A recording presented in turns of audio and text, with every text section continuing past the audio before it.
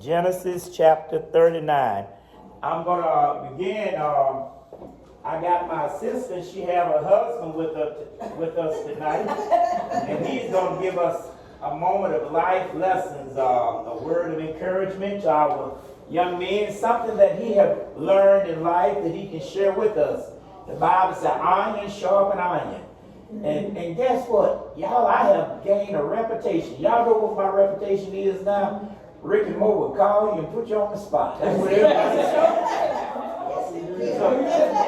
But I wouldn't call you if I knew you couldn't do it. So if y'all would make some noise, my cousin here, and whatever Lord tell him to share with us tonight, it's all on you, Dad.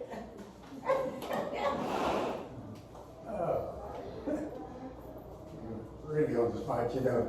I don't do much talking. Prefer to listen and learn. And maybe that's what I want to share with you. That I've spent all of my life putting a great focus on listening. Whether it's the adults in my family or the teachers I had the privilege of being taught by in school, and listening to the Lord when I was tempted to take the wrong route. Something told me to stay on the right route. All right. So I think that's about all I have. Amen. With that being said, do you all want to know what's the loudest sound in the world? It's not going to a rock prairie or going to a machine shop, not even at a racetrack. It's not at a football game. You want to know what the loudest sound in the world is? Silence. Silence. Silence. Silence is a sound. And the loudest sound in the universe is silence. And maybe that's why God gave us 2 ears and 1 mouth, so we do more listening than we do talking. There you go. Y'all give it up for my cousin. There you go. If you go to Genesis chapter 39, we were having such a good time in there. I didn't want to come back here. I just said I didn't win nothing today. That's all right. Genesis chapter 39. And our lesson is verse 5, what I want to focus on, and we'll be out your way. I want to give you something to think about. And it came to pass from the time that he had made him overseer in his house and over all that he had, the Lord blessed the Egyptian's house for Joseph's sake. Listen at that again. The Lord blessed the Egyptian's house for Joseph's sake. And the blessing of the Lord was upon all that he had in the house and in the field. It tells us very plainly that the house of the Egyptian was blessed because of Joseph, for Joseph's sake. And I'm getting ready to give you a theme, and I want you to think about this as you go home this evening. How does God deal with people that do you wrong? Right. I'm waiting on somebody to say, I need to hear this tonight. How does God deal with people that do you wrong? We're going to learn tonight that there are 8 things God will allow Wanda and Juanetta and Mama Jean and Cousin Lori. There are 8 things God will allow to happen to people when they do you wrong. You need another fan? No. All right. I can get you another fan. Okay. Okay, I got you now. And, so that we're going to learn that there are 8 things that God will let happen to people when they do you wrong. If you got a good pen and paper, you can write this down. You won't write. No, I can't see. You can get some sheets out of that tablet if y'all need to, because this gonna bless somebody. How does God deal with people that do you wrong? The first point that we're gonna bring before the house is, when we meet people for a reason and a season.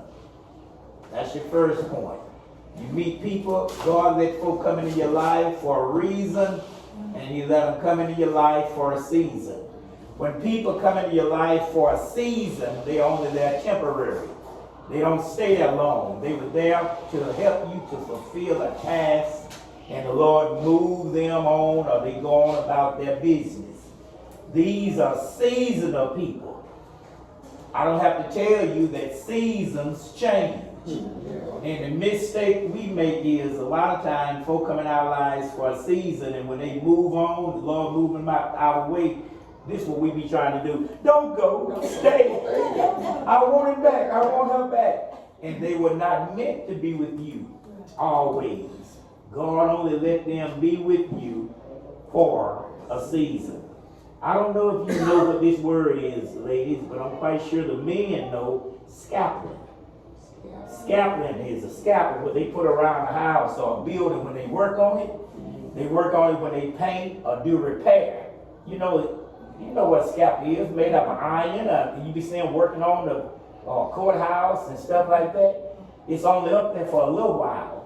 Once they finish the job, they take the scaffolding down. And God will let people come into your life to be like scaffolding, to help repair you, to help fix you, to help you get you to what God wants you to be. And then the Lord will take them down and he'll move them on out of your way. That's the first point.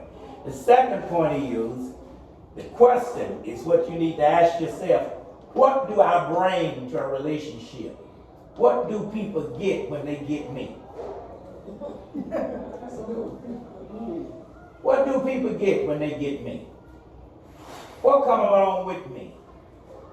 There are only two things that can come with you. You can be a burden or you can be a blessing. By the same token, when you meet somebody and have a relationship with somebody or befriend somebody or interact with somebody, you're supposed to say, is this going to be a burden to me? Or is this going to be a blessing to me? Because I don't have to tell y'all, some folk y'all know they are burdens. Say amen. Amen. And I know you're not going to say amen on this. Some of them are our own family members.